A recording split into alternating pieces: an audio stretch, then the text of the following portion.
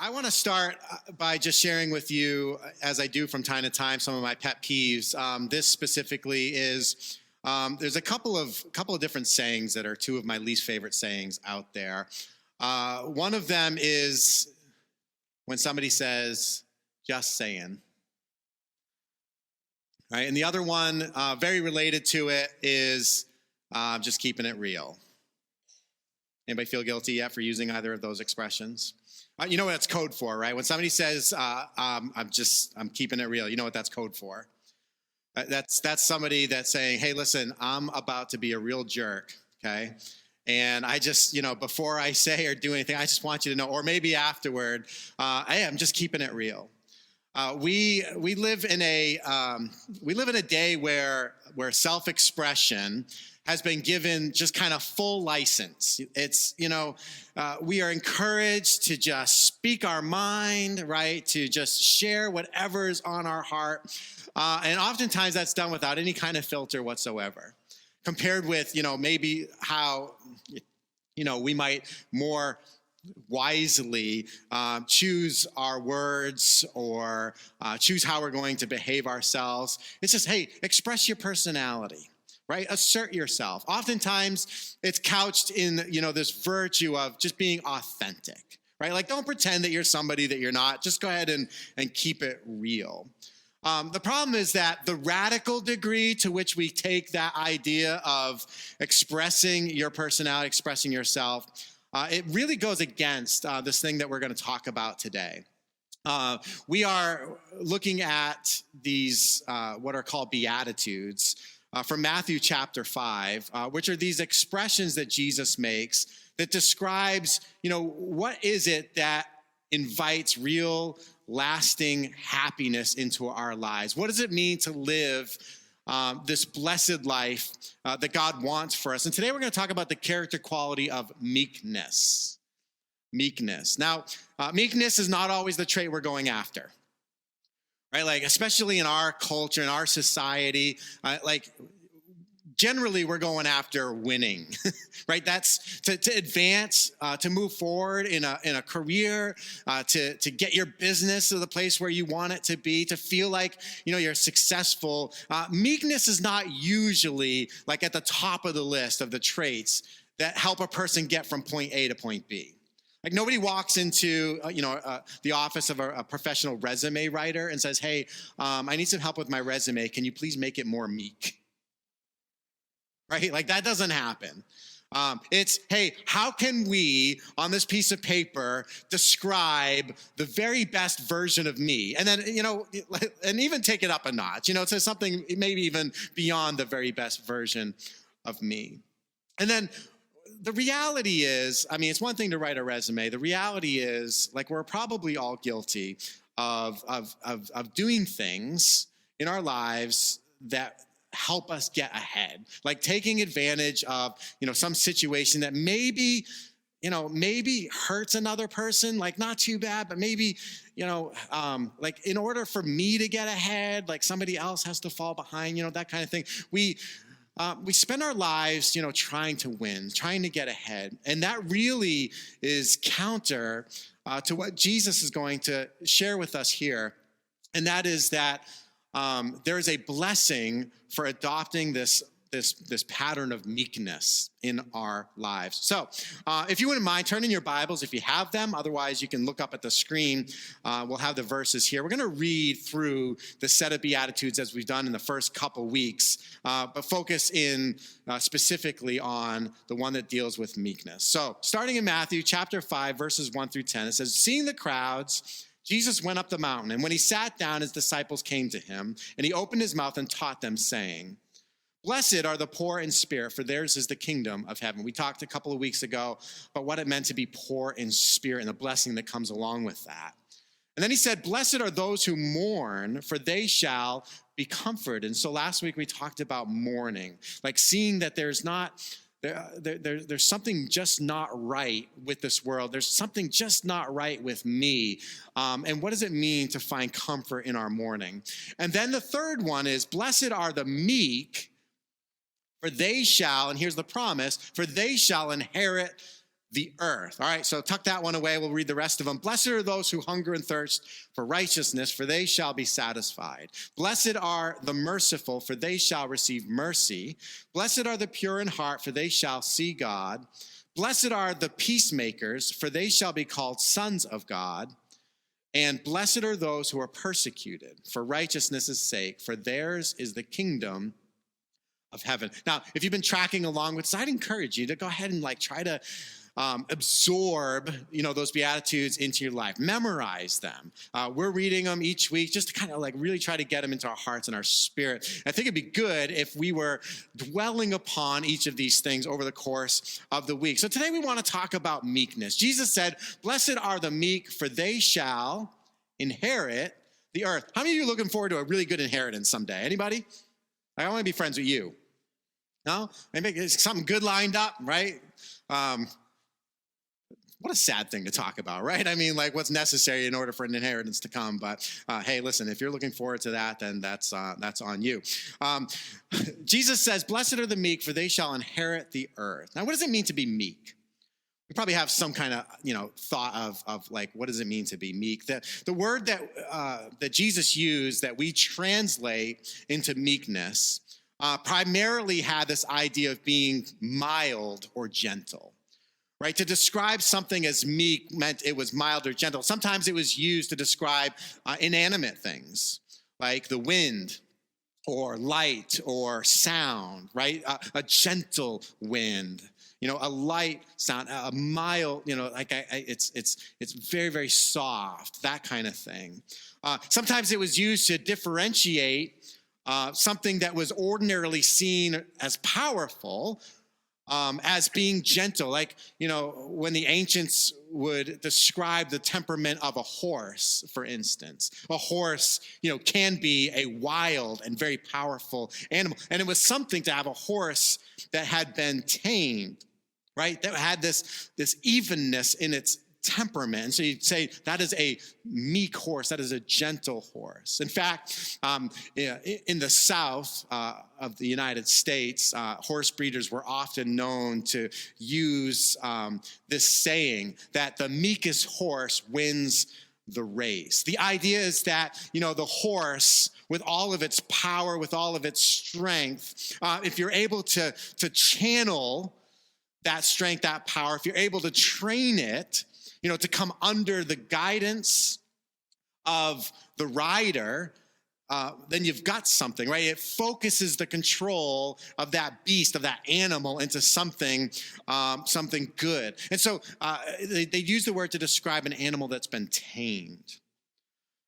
And when we read, blessed are the meek, for they shall inherit the earth, chances are we kind of adopt, that understanding of meekness as, this being having power that's under control.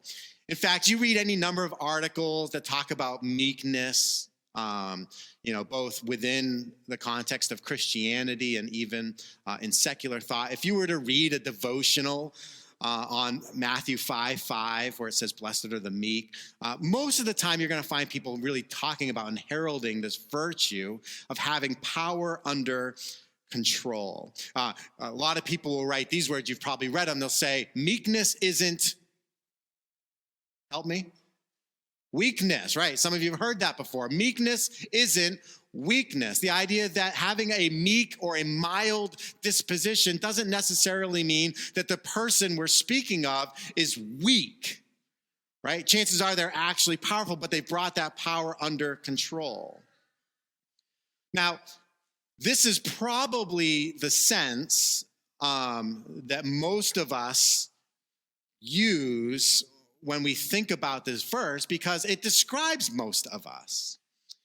Most of us have a pretty high level of power and control over our lives. We live in a free country, right, where we are free to pursue our hopes and our dreams. And although we may, for a variety of reasons, experience periods of or perhaps even systemic oppression. That is not generally the case for most of us. Most of us, we have the freedom to pursue our hopes and dreams, and we could be described as people with power. Like I have power within myself. Like I make decisions for what I'm going to do and where I'm going to go and what I'm going to be and what I'm going to spend my money on, right? And so the question is, do I bring that power under control? Do I, given the various positions that I hold in life, the various roles that I find myself in, am I the kind of person that uses, like when I'm in a position of power or authority, do I use that to my advantage over and against somebody that is, or maybe considered beneath me or having less power? Or do I more properly, let my power remain under control? This comes up in our lives, when we're faced with, a situation in the marketplace where things don't go our way. Like how do we act? How do we handle ourselves when our order isn't right? How do we handle ourselves when, the person that's supposed to be helping us or doing something for us isn't doing it? Like, do we just fly off the handle, right? Because we have the right to do that, because we have expectations of how it should be, of how hot the food should be, or how good it should taste, or how long I should have to wait in line. Do we have our power under control? Like, do we have this mild and gentle disposition?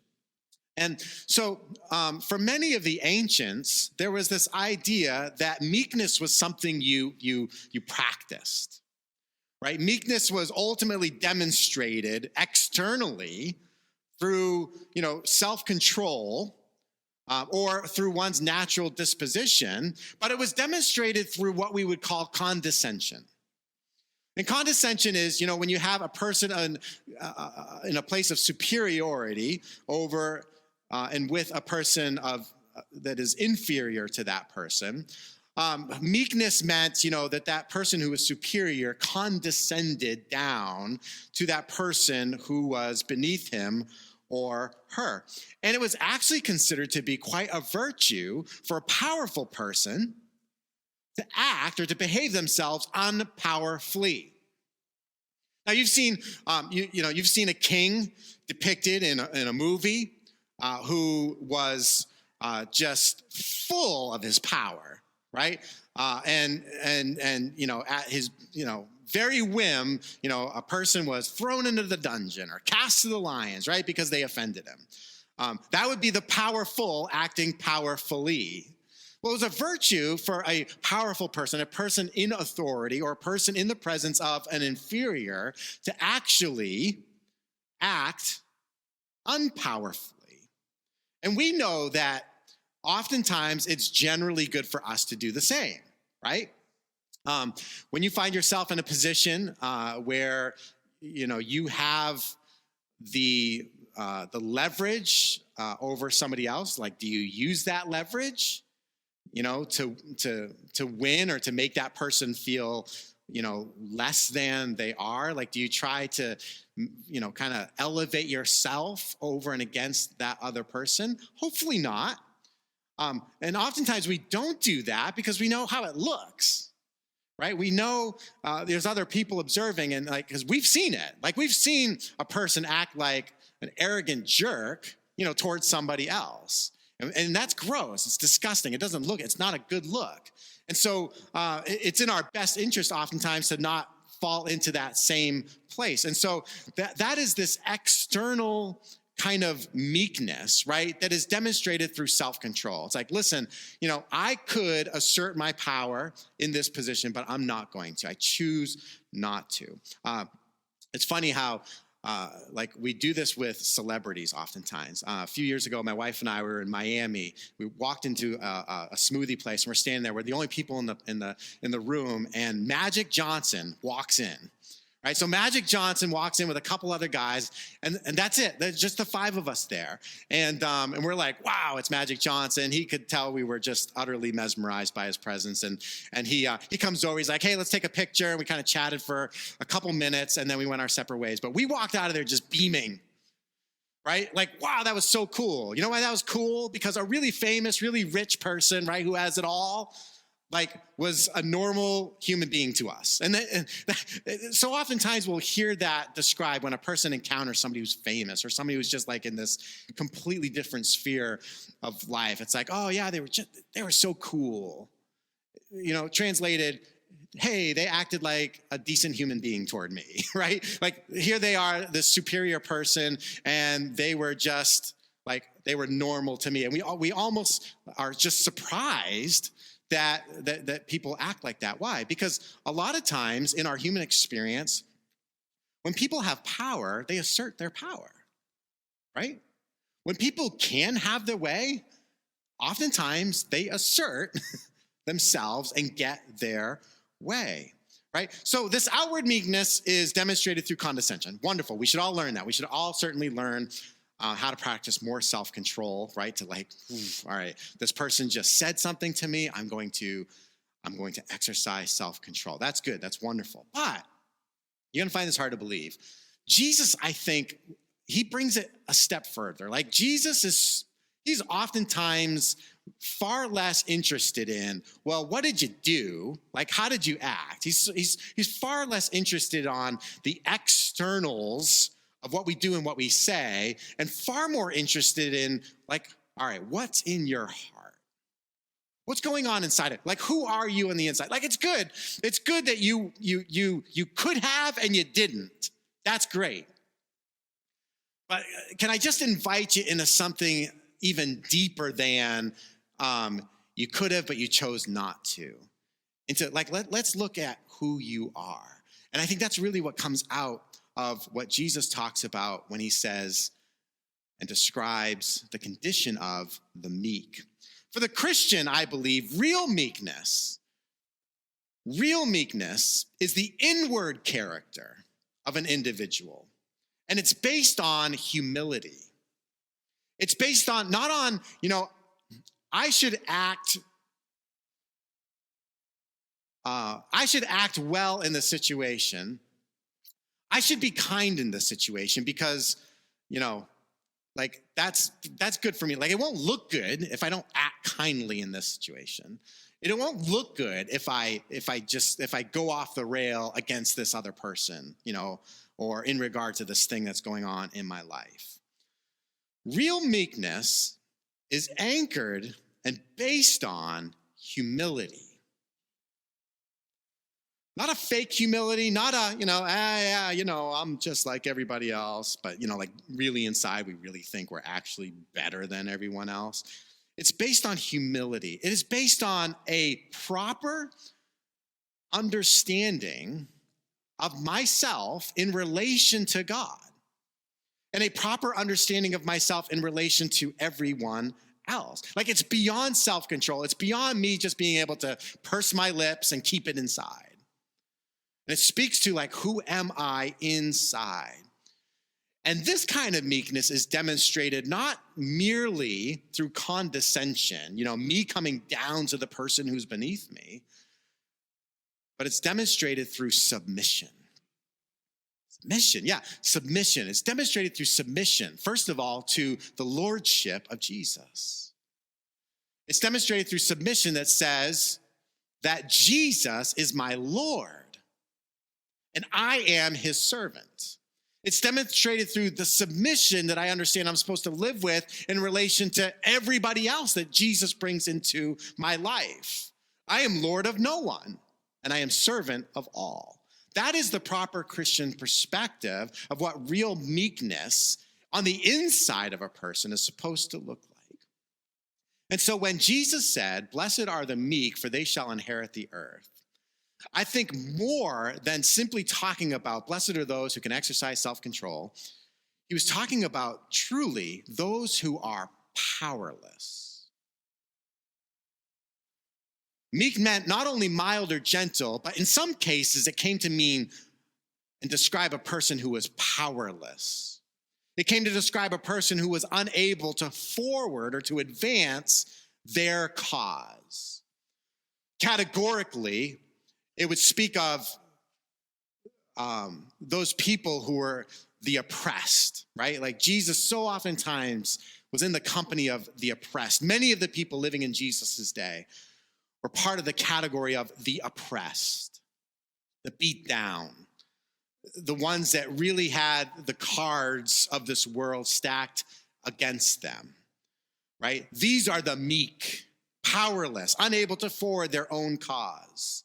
I believe this is really more what Jesus was talking about for a few reasons. For one, in Jesus's day, the world wasn't ruled by the meek, right? Jesus said, "Blessed are the meek, for they shall inherit the earth." Listen, this was very, very far from the mind and the thought of how things worked. Like this was the formula for getting ahead in this world, the formula for being quote unquote successful. Like it wasn't, meekness was not the thing that got you from here to there. That was not the right strategy, right? The world wasn't ruled by the meek. It was ruled by militaries. Specifically in Jesus' day, it was ruled by Caesar, who ruled with an iron fist, who was responsible for much of the oppression that Jesus' people were experiencing. Not only that, but like think about the people Jesus was talking to. When he said this, when he said, "Blessed are the meek, for they shall inherit the earth," like consider his audience.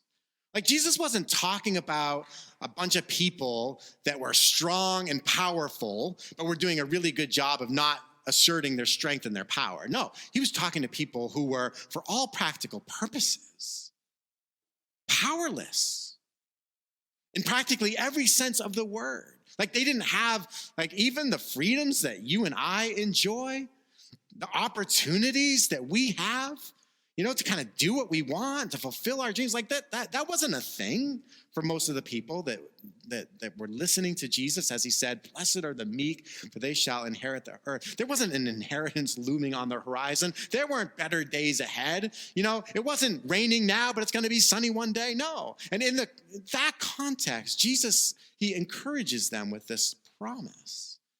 Blessed are the meek, for they shall inherit the earth. And then, Jesus was probably quoting from Psalm 37, verse 11. We're going to read that portion of that psalm together because I think it helps us to understand how we can live more meekly in our lives. So sometimes meekness is weakness, right? Like that's what we need to remember. Sometimes meekness is weakness. Sometimes you will find yourself in a place where you're powerless.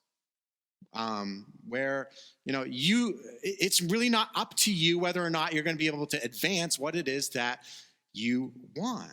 And so sometimes meekness is weakness because the question is like, how does the internal part of me deal with, the various situations in my life that I am for sure going to come up against? All right, so let's do that. Let's look at Psalm 37, beautiful poem.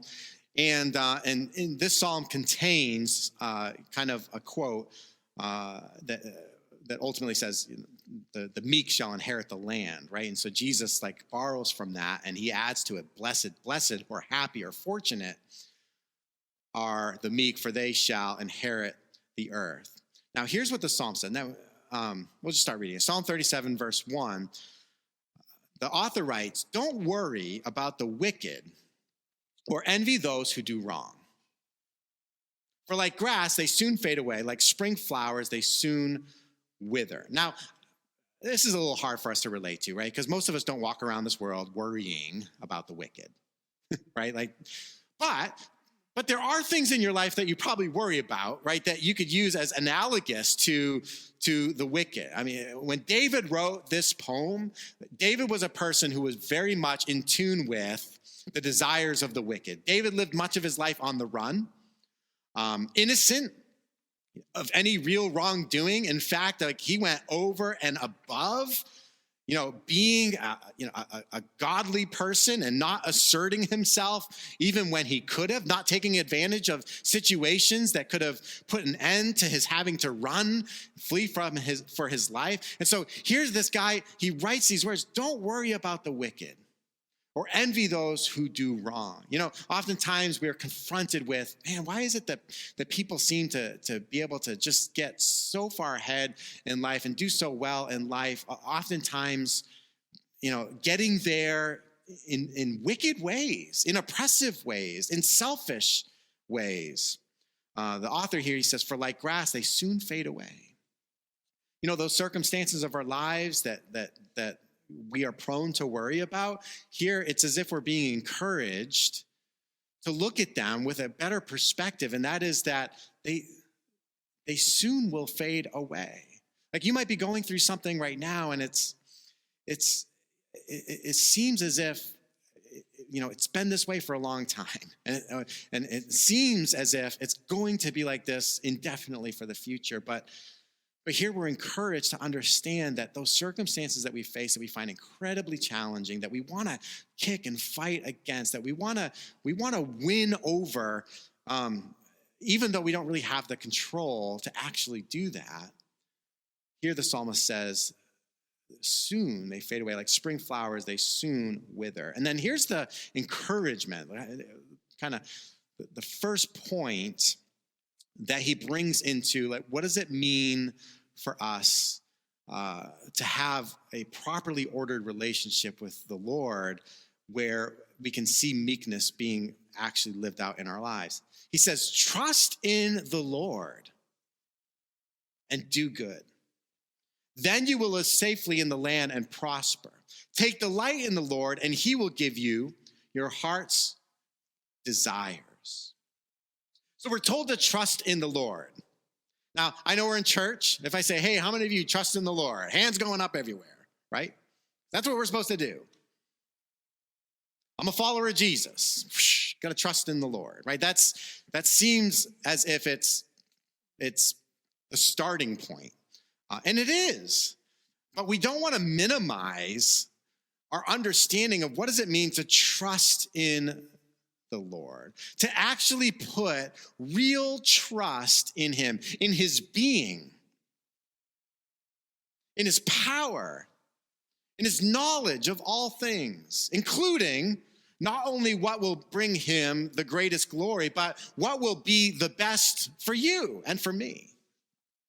Do we actually trust God? Do we really trust God? You follow me around,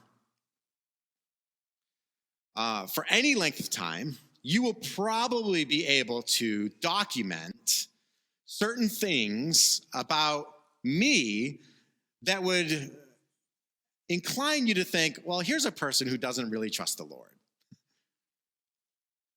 Right? We do the way we live through our days and in our life, so oftentimes it doesn't really support the case we try to make that, yeah, I trust in the Lord. Why? Because, I don't know about you, but if I can take a matter into my own hands, I'm going to take a matter into my own hands. Hello?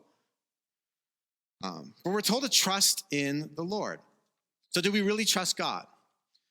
In those areas where we lack control or influence, oftentimes we naturally react with things like frustration, with bitterness, or with anger. And in those moments, we are called especially to put our trust in God, to actually trust him, to trust in who he is, to trust in what he wants for us. Now, this is very different from just resignation, right? This is what a lot of people do in the world, especially those who don't have a real hope in God. There's a lot of people that just feel this fatalism, that what is, and what will be, and that's it. And there's really not a whole lot you can do about it. And so they resign themselves passively and grudgingly to the circumstances that they find themselves in. That's not what we're talking about when we say trust in God. What we're talking about is coming to this place where we are, in our trusting God, we are patient and we are hopeful. We are living with expectation. And it may be that in those circumstances in which we have little control, we may find ourselves outwardly vulnerable. We might find ourselves externally with our guard down. Much like the people that Jesus was speaking of when he said, blessed are the meek. Like we were talking about a people who are utterly vulnerable externally. There were others that could assert their power over them, make them do what they wanted them to do, keep them from doing, or pursuing what they wanted to do. Outwardly, they were vulnerable and weak, but inwardly, meekness speaks of this strength, like being inwardly strong. And that comes from, first and foremost, our ability to put our trust in Jesus, to say, I trust you. The psalmist goes on, he says, commit everything you do to the Lord. Trust him, and he will help you. He will make your innocence radiate like the dawn, and the justice of your cause will shine like the noonday sun. So with our trust in the Lord, then we are told to commit everything to him. You ever done that? Have you ever tried to just commit that thing that has you living with sleepless nights, that has you on edge, that is just beyond your ability to actually control to the level you want to control it? We're told here, commit it to the Lord. Commit everything you do to the Lord. You know what happens when we've committed something to the Lord? You know what happens? It's not ours anymore. Right? Once you commit it to the Lord, then it's not yours. The New Testament says it this way, cast your cares on him. How good are we at that? Of actually letting our cares and our burdens kind of fall on the Lord, who we're supposed to have our trust in. Commit everything you do to the Lord. You ever been to a committal service? Following a memorial service, a funeral, everybody gets in their cars and they drive to the graveside, and what do? They commit the body to the ground, right? That's the committal service. Nobody goes digging up the body after that. Right? It's and we have to do that, with these ordeals that we find ourselves facing in life, committing it to the Lord and trying our hardest not to go and take them back. Commit everything you do to the Lord and trust him. And this kind of brings us to this place where we have to wrestle with the tension between, what is it that I'm going to commit to the Lord, and what is it that I am going to claim as rightfully mine? Because one thing that we're good at, one thing that we love to do is we love to claim our rights, right? We love to claim our rights. We love to, when we know we're in the right, or when we know we have the right, in some particular situation, we want to claim it. And meekness would suggest that it is not always about claiming what is rightfully mine. In fact, I'd encourage you to commit to the Lord before claiming your rights. Now, again, this doesn't mean that we are supposed to just universally and thoughtlessly just lie down and let hordes of people trample over us as if we were nothing and as if we meant nothing. But yet there is this tension that we have to live with between, what does it mean for me to exercise my rights? How does that play into the requirement that I'm supposed to commit my way to the Lord? How do I do that? Jesus and Paul gave us pretty good examples of what that sometimes looks like. Jesus, after he was arrested and his trial began, he was asked some questions, and he answered those questions that would, to some degree, defend his innocence of what it was that he was being charged with. And he was struck on the face. And you know what Jesus could have done is Jesus could have claimed his rights to the uttermost degree, right? He could have continued to push forward for what was right, of standing up for his innocence. He could not only have made the case for himself verbally, but according to Scripture, he could have called legions of angels to come and rescue him at any point in time he chose. But he didn't. And so Jesus spoke, but he demonstrated this meekness that said, I am right in this, but I am not going to push to the ultimate, like what it means for me to exercise those rights. Paul did the same thing. Similarly, found himself on trial, having to make a case for his innocence with regard to what he was teaching in this movement that he was a part of. He also was ordered to be struck in the face. They did a lot of face striking, I guess, in these proceedings. You had to be careful what you said.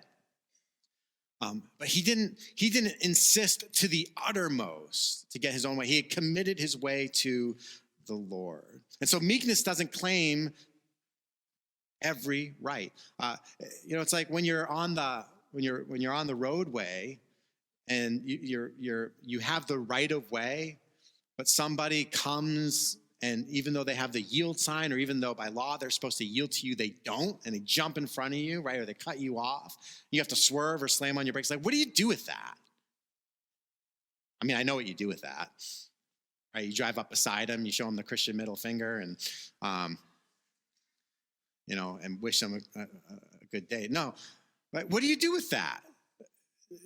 Do you let something like that get you, knock you off your post? Does it affect you to that point where, yeah, you had the right of way? It's funny when we talk about being on the road, but we bring that kind of mindset into our lives all the time, insisting on our rights, insisting on our right of way. And meekness would suggest, first, commit your way to the Lord. Be still in the presence of the Lord and wait patiently for him to act. Don't worry about evil people who prosper or fret about their wicked schemes. And this brings us to the third and final point in what it means to live in this properly ordered relationship with God, where real meekness, where real humility can just flow out of our lives. We're told to wait patiently. How many of you are good at waiting? How many of you are good at waiting patiently? Right? That's a tough one, isn't it? Most of the waiting that we do is frustrated waiting. Things are taking too long. Things are not going according to my schedule. You ever had an appointment at a doctor's office and the appointment was for 10 o'clock in the morning? So you got there at 9:45 because you're a good patient. And you know there's going to be some paperwork they want you to fill out. And you want to have that paperwork filled out before it is time for your appointment to begin. So you get there and you fill out your paperwork and it's 9:55 and you're sitting in their chair knowing 5 more minutes you're going to be seeing the doctor. But then what happens? You sit and you wait in that awful room with all those other sick people, right? And time goes by, you're kind of growing in your frustration, but finally your name is called, you're brought into the room, and there you sit on that cold steel table. The doctor will be right with you. As if. Has the doctor ever been right with anybody? No. Right? And so you wait. So most of the waiting that we do it's a frustrated kind of waiting. And what we do with our frustration is we tend to hurry a decision. We tend to lose our focus, and oftentimes relationships are this collateral damage for our unwillingness to wait well. Most of the time when we don't act meekly, we're acting in haste. We're saying words too quickly. We're reacting to a situation too quickly. And it is in those moments we have to remember that what Jesus promised, again, remember the Beatitude, blessed are the meek, for they shall inherit the earth. And so the inheritance that is promised to us, it's a future inheritance. Blessed are the meek, for they shall inherit the earth. It is naturally indicative that in order for us to experience what it is that God has prepared for us, there's going to be some waiting involved. And so all that boils down to this, this kind of final point that I want to share with you in closing. We have a decision that we can make with how we're going to order and how we're going to live our lives. And I'd say it this way. I'd say you can either win as far as your fight can take you, or you can inherit all that God has prepared for you. When it comes to living more meekly and the choices that we have as to whether or not we are going to assert ourselves or insist on our rights or get our way or win the fight, you can win. You can do this. Like you can walk around this world, right? We are, again, in a free world here. And you can, as far as your fight can take you, you can win. Or we can inherit all that God has prepared to give us. The psalmist goes on. He says, stop being angry, turn from your rage, do not lose your temper. It only leads to harm. For the wicked will be destroyed, but those who trust in the Lord will possess the land. Soon the wicked will disappear. Though you look for them, they will be gone. And the meek will possess the land and will live in peace and prosperity. Let me just share with you why I think you should live more meekly. Why I think you should take what we've talked about this morning to heart and do your best to trust in the Lord, commit your way to him, and wait patiently on him. Here's why. I think you should do this because that fight that we talked about, the alternative, fighting for every win, it can be exhausting. How many of you know just asserting yourself at every opportunity, it is exhausting. It will take your breath away trying to win every fight, trying to be right all the time. I know it feels good. I mean, I know that's the position we want to be in. We want to be in the position of power. We want to be in the position where we're getting our way, but it's exhausting. And with every win that you win, it's like there's a piece of your life that just is taken away from you along with that win. And you start piling all those things up, and pretty soon, oh my goodness, what state of being are you actually in? For that person that has given absolutely everything, every ounce of energy of their lives to win. In the eyes of the world, they have achieved such great success, and look at their influence, and look at what they've become, and look what they've built. I just wonder, boy, what does it look like on the inside? I'll bet you it's a wreck in there. Asserting yourself at all costs is exhausting. And you know this is true, right? Because you've done this. You've done that. Ask yourself this.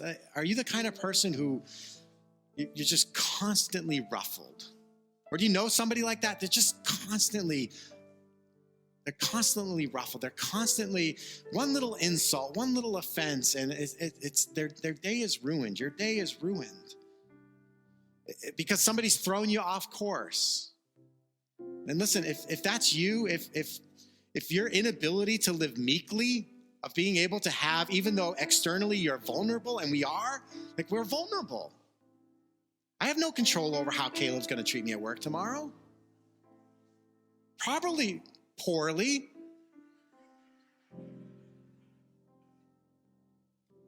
And then I'll be faced with the decision of, do I act in meekness and let Caleb sing again next week, or is that the last you've seen of Caleb? Right? No, we're vulnerable. We're vulnerable. We're exposed. Do I have the inner strength inside so that when that vulnerability is actually attacked, I can withstand it. I can stand up within against it. Not I can make my case. Not I can win the fight. I can win the argument. I can win this Facebook post. I'm going to have the last word. It's exhausting. So stop trying. And if that describes you, listen, let me just encourage you with this. You are living at the mercy of a world of people around you that can disturb you, that can knock you off course, that can get you unfocused. So let's work harder at growing inside, this quality of meekness, so that when we find ourselves facing very difficult situations, circumstances, and all that, and people, oh my goodness, how difficult are people? We'll be ready. Because you can win as far as your fight can take you. You might be a gifted fighter. You might be one that can win the argument. You might be one that can get your way. You might be one that can manipulate things as you would have them to be. But, well, you can only win as far as your fight can take you. Or you can inherit all that God has prepared to give you. Why? Because blessed are the meek, for they shall inherit the earth. Let's pray. Father, I pray that you would just help us this morning as we consider this amazing blessing that is prescribed for our lives. Would you give us the grace that we need this week to live this out? Would you help us in our day-to-day interactions with one another to actually live with the kind of humility that will breed this meekness in our lives? I pray that you would grow us to places of great strength within, even though we may, on the outside, we may be vulnerable. We may even be weak. We may even be completely powerless. But Lord, that doesn't have to affect who we are inside. So Lord, help us to put our trust in you. Help us to commit our way to you. Help us to wait patiently on you. Let us find our inheritance, not in what we can fight and what we can win, but in what you have provided already for us. I pray this in Jesus' name. Amen. Amen. I'm going to invite you to stand. We're going to close out in this song that I think demonstrates very beautifully this understanding of living in this state where I kind of give it to God and let it be in his hands, right? There's sometimes very little that I can do. And in those moments, I pray that God would just help me to be who he wants me to be. Help me to achieve what he wants me to achieve. I place it in his hands. I hope you will as well. Let's stand and sing this song together this morning.